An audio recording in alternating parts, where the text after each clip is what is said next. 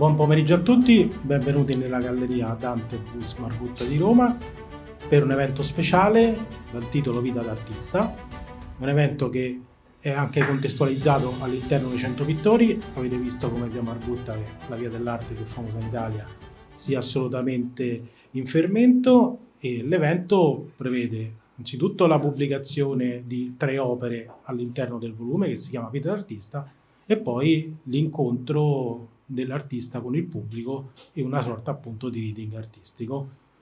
Prima di cominciare, la dottoressa Aurora Raggeri leggerà una piccola introduzione su ciascuno degli autori. L'arte di Eugenio Contatore si muove nella linea sottile che separa memoria e visione.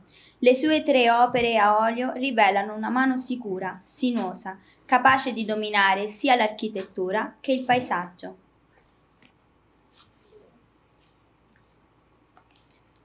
La pittura di Pinuccia Murru intinge il pennello nel colore della memoria, tramite una luce che non abbaglia ma avvolge, come polvere dorata sospesa nel tempo.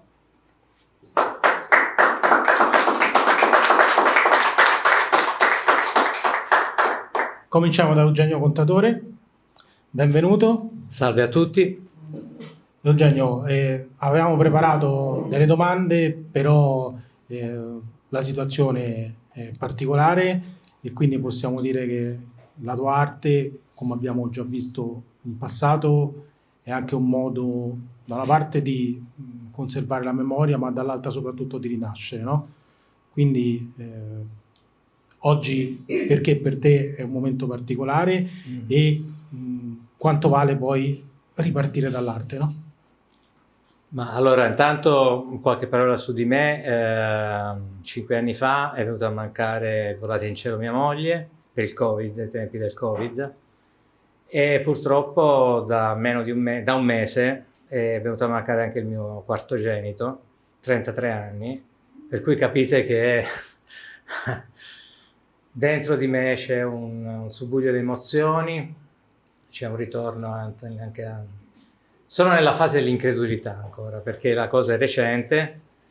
L'arte, come ho spiegato anche in un altro intervento che ho fatto qui in via Margutta, per me ha un valore soprattutto terapeutico e anche di restituzione delle mie emozioni, insomma, di raccontare un po' il mio vissuto. L'ho fatto ovviamente con mia moglie, all'epoca presentai un ritratto di mia moglie. Ho già pensato a fare il ritratto chiaramente di...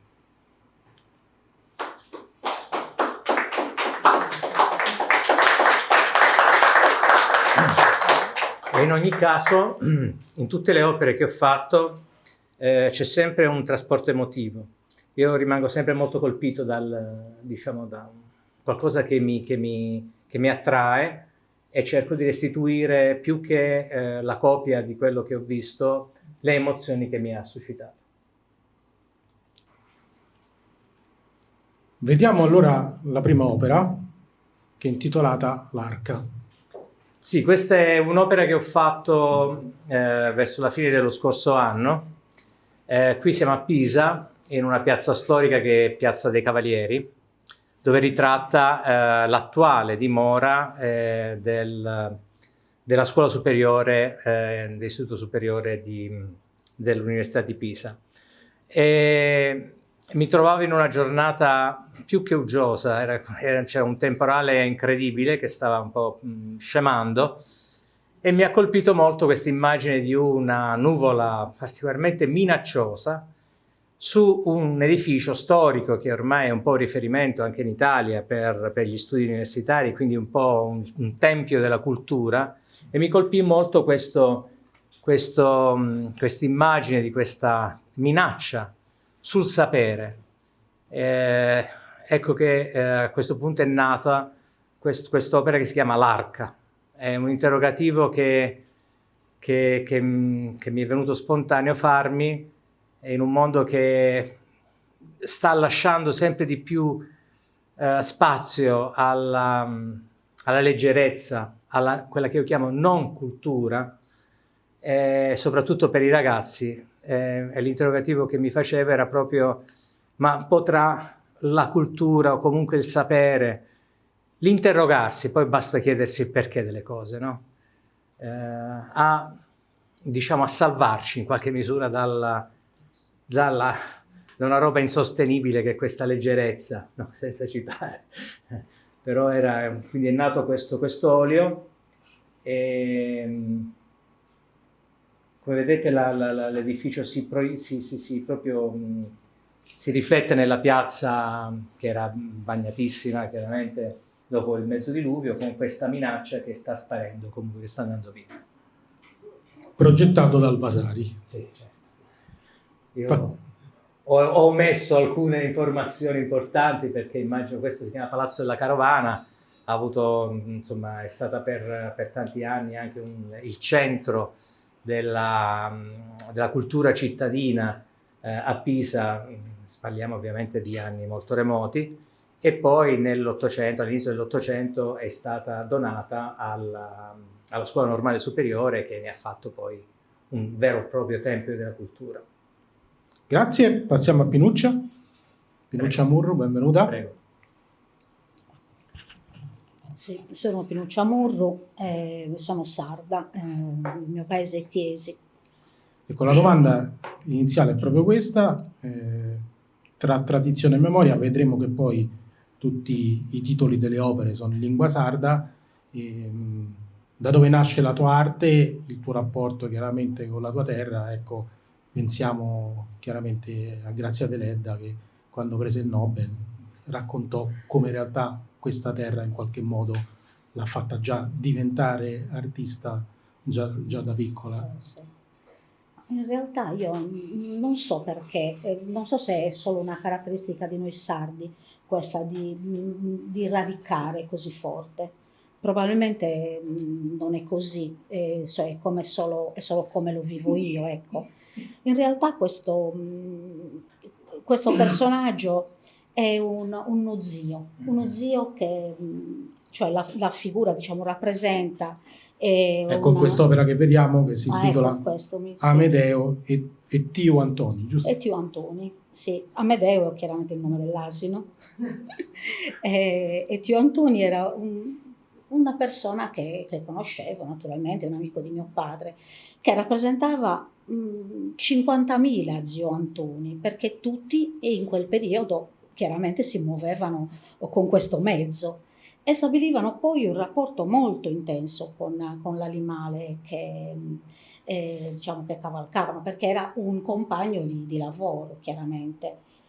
Un giorno di pioggia, quindi con l'ombrello, perché non c'erano, come mi raccontava mio padre, perché io non ho vissuto, insomma, cioè da piccola ho vissuto quei periodi. Era una storia di tutti i giorni questa. Loro facevano i loro chilometri con l'asino, trasportando legname, insomma tutto quello che era necessario dalla campagna. E quindi ho voluto praticamente, cioè io ho queste immagini stampate dentro la mia testa, diciamo nel mio cuore.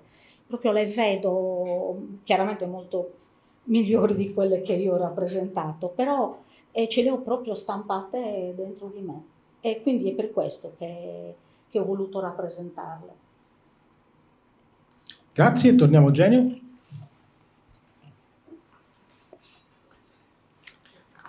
Allora, quest'opera Pisana Etas, c'è una storia dietro particolare che non tutti chiaramente conoscono, che è quella del Capodanno pisano, sì, del raggio di sole, del Sì, nella tradizione toscana, meglio, il Capodanno viene fatto coincidere con l'Annunciazione della Vergine, il 25 marzo. Quindi a Pisa siamo già nel 2027, dal 25 marzo, e questa è un'immagine che mi ha sempre fatto interrogare, sin da quando ero studente, dai primi giorni di università, perché io sono calabrese, sono andato a studiare a Pisa nel 78 e ricordo che questa cosa mi colpì particolarmente. Ho detto, ma guarda, sti pisani sono sempre così diversi, così strani. Soprattutto durante gli studi ho capito quanto questo fosse un messaggio importante, cioè iniziare qualcosa pensando al futuro. Anche qui, di nuovo, questa è una cosa che abbiamo un po' perso. Io ho fatto ricercatore in Olivetti, insomma, devo dire sono stato fortunato, ho avuto la fortuna di frequentare ambienti dove la ricerca si faceva in Italia in maniera seria. E io lo ricordo, si facevano i piani quinquennali, se non addirittura anche a 7 anni, insomma si pensava sempre al futuro, eravamo sempre lì a studiare, a capire un po' come il mondo sarebbe evoluto. E quest'idea del Capodanno pisano mi piace, proprio mi piacque sin dall'inizio, e devo dire ha fatto un po' da corollario alla mia vita da studente prima e poi alla vita, perché io adesso vivo a Pisa da tanti anni, perché è una roba nuova, non è solo una tradizione, è una visione in più, quello di iniziare qualcosa con una gestazione, con qualcosa dentro, perché poi alla fine l'annunciazione, la Vergine è incinta e quindi c'è un tema di gestazione, quindi dopo 9 mesi poi nasce qualcosa. Qui, giusto per dare qualche parola sull'opera, è raffigurato l'interno, quindi l'abside del Duomo, della cattedrale di Pisa, e poi in particolare ci sono in primo piano, questa è un po' una ricostruzione che ho fatto io, c'è la ricostruzione dei figuranti, dove c'è il sindaco con tutti gli assessori, con il consiglio, vestiti con i paramenti tradizionali. E niente, è una cosa che ho voluto fare proprio per restituire quello che è stata per me l'emozione della scoperta della gestazione non solo, diciamo, filiale. Io ho 4 figli, ne avevo 4, ma uno è in cielo, è una cosa importante.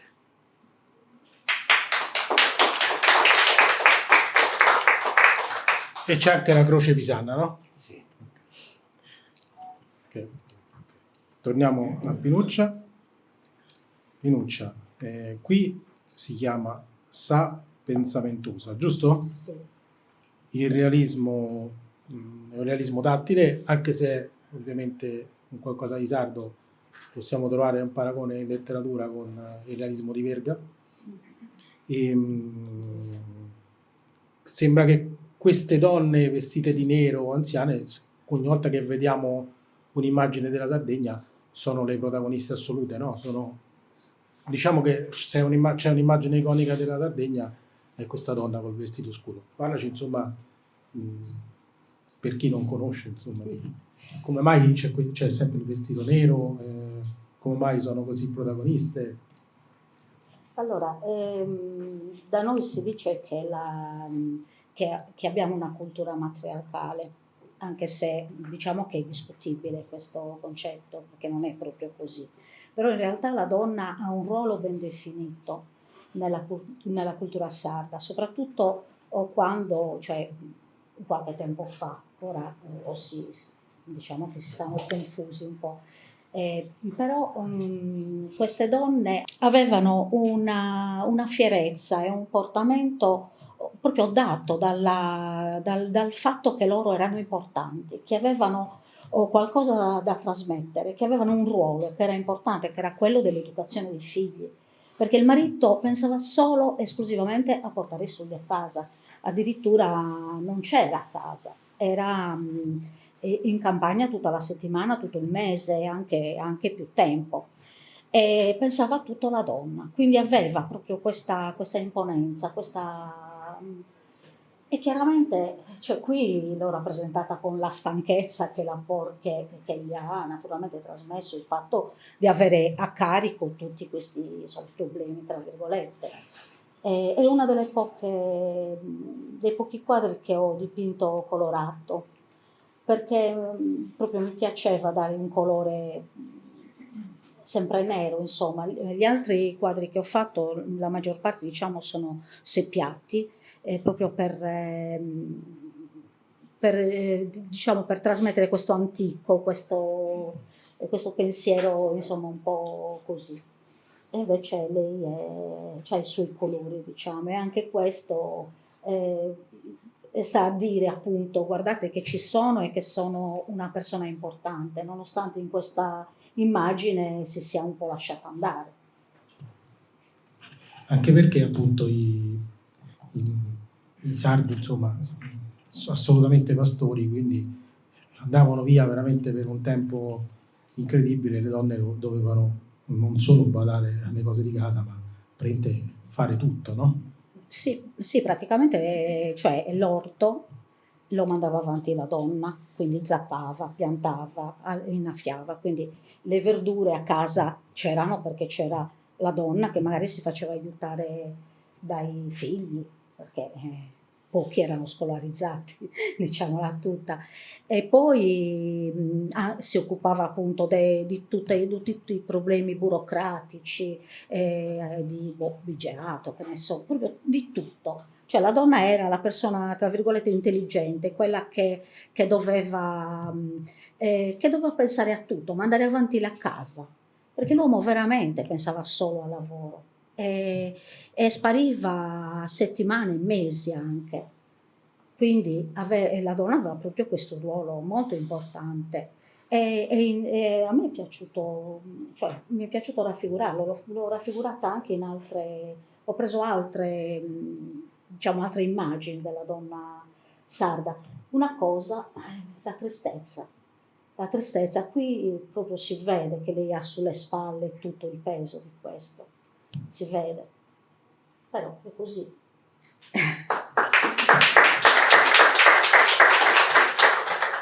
Eugenio, prima di passare alla terza immagine, una domanda in generale sulla tua arte. Certamente un fattore comune è il tempo, quindi il tuo rapporto con il tempo, e poi come mai la scelta dell'olio? Dunque, ho usato parto dall'ultima domanda, che è più facile. Ho usato tanti mezzi. Sicuramente ci sono dei mezzi, per esempio l'acrilico. I miei dipinti in acrilico sono diversi da questi, sono più, direi, più macchiaioli, perché diciamo l'acrilico ti dà la possibilità proprio veramente di imprimere l'emozione così come ti arriva e di non, diciamo, spalmarla sulla tela, no?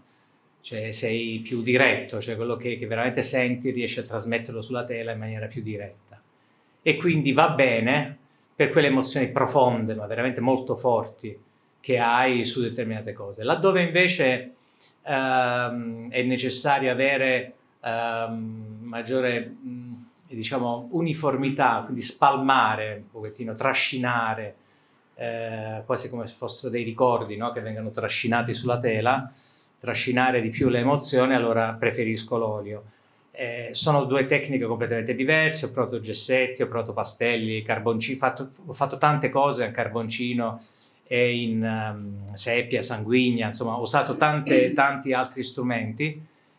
Ognuno di questi ha una sua sfera. Per esempio ne ho fatto nell'ultima mostra che ho fatto lo scorso anno, c'erano tanti lavori che ho fatto a seppia e sanguigna, che sono anche quelli, trasportano un po' la nostalgia, un po' un ricordo lontano, no?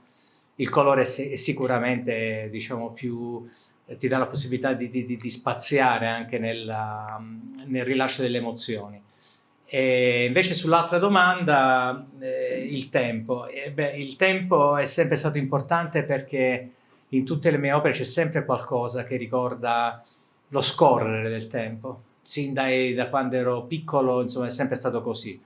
E quest'opera in particolare, che si chiama Dove inizia la quiete, quindi mi collego subito all'opera parlando del tempo, è quasi una risposta a un interrogativo, cioè di fronte alla sofferenza, di fronte anche, ma non solo alla sofferenza, di fronte anche agli affanni, alla corsa. Io ho lavorato, qui c'è un ex collega con la quale abbiamo condiviso anche tanti anni qui a Roma quando ero in Wind, insomma, quando il tempo veramente non ce l'hai e quindi diciamo, vivi una vita frenetica sempre dietro a tutte le cose che tu devi portare avanti, inclusa anche la famiglia, eccetera.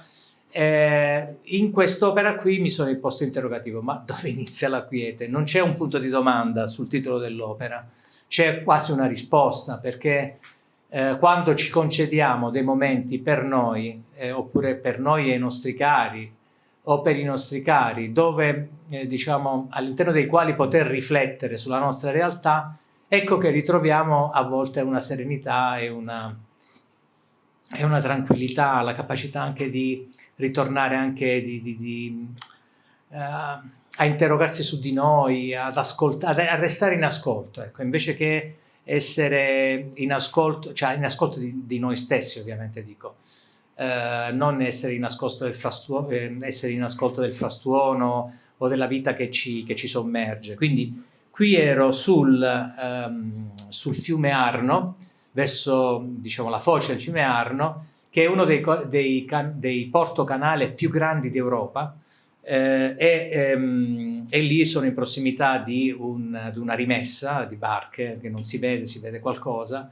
Ecco, però quando uno si ritrova su un fiume grande, perché poi la foce diventa ancora più grande, chiaramente, eccetera, con questi pini, con questa leggerezza del vento che affiora, con questi rumori dell'acqua, del vento che entra nella pineta, con questi momenti, anche con questi tratti un po' romantici, no? Delle tende della villetta che sta sulla destra del dipinto, eccetera. Ecco, lì magari, ecco, se sei un attimo nella tristezza o riesci a trovare un momento di quiete, no? La quiete, dove ritrovare la quiete.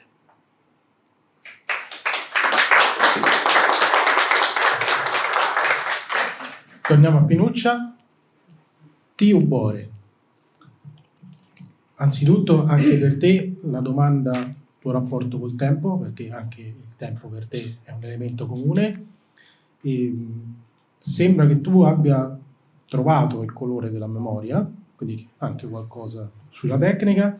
Infine, l'ultima domanda, il contadino sull'asino, Tiubore che intreccia, sembrano mestieri o modi di vivere che non esistono più, dove però non c'era solo il mestiere, ma forse c'era proprio un altro modo, un altro valore anche di vivere la vita, no? Allora, questo è Tiubore. Il titolo diciamo originale, poi l'ho cambiato, è Soi Cuinzolo de Tiubore, che sarebbero i cestini di Tiubore. Allora, la tecnica, praticamente io faccio acrilico su tela. Ho provato anche l'olio, ma con i tempi non ci stavo, dovevo spostare, invece perché l'olio non asciuga mai, quindi invece con l'acrilico perché anch'io comunque non ho fatto sempre questo, ho lavorato, sono andata in pensione da poco, lavoravo in ospedale, quindi avevo un altro lavoro, non è stato questo. Il tempo, diciamo che non so, forse mi rappresenta, ecco, questo aspetto, diciamo, questo voler ricordare le cose antiche. Anche in casa cerco comunque di recuperare, un po' con mio marito, di recuperare le cose vecchie in legno, in ferro, no? E ristrutturare.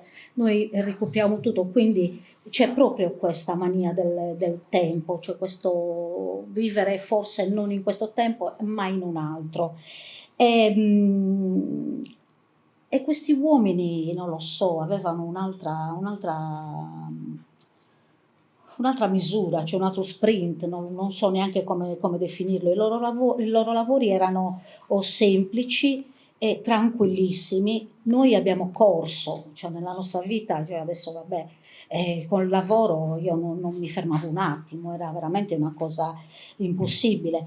E invece vedevi la calma, la tranquillità di queste persone che disfavano e rifacevano, proprio con una calma e con un'attenzione. Infatti il viso, se lo vedete bene, lui è concentrato, ha proprio un viso, perché sono delle foto queste, quindi ho ripreso da foto naturalmente.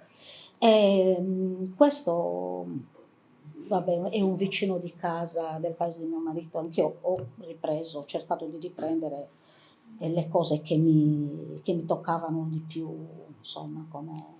E poi l'altra domanda, adesso mi sa che ma più o meno hai risposto che c'era un altro valore, un altro modo di vivere la vita, ma sì.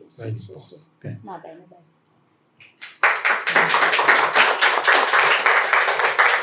Eugenio, un messaggio finale, un breve messaggio finale per.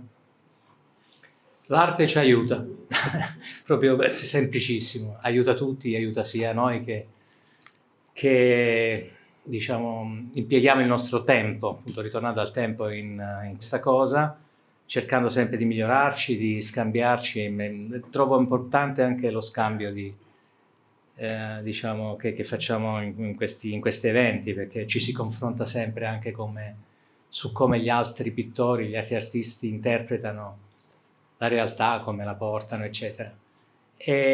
Ma anche per gli altri, perché poi alla fine vedo che c'è un ritorno. Insomma, questa manifestazione qui in via Margutta penso che ho visto ci sono tante opere molto, molto interessanti e importanti, perché poi in via Margutta da un po' di tempo era un po', non dico abbandonata, ma insomma, cioè non era sicuramente non era come è stata nell'origine, no? La via degli artisti, dove c'erano tutte le botteghe degli artisti, eccetera.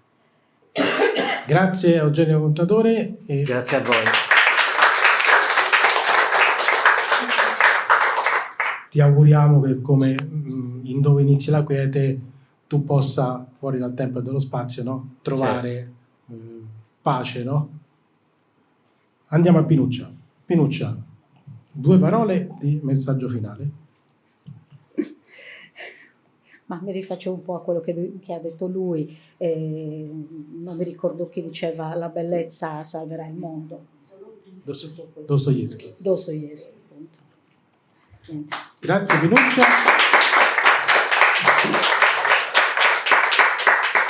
Per te l'augurio invece di non essere come pesamentosa, ma di affrontare l'arte come appunto lo zio, no? Che arriva tutto contento sull'asino pure se piove, no?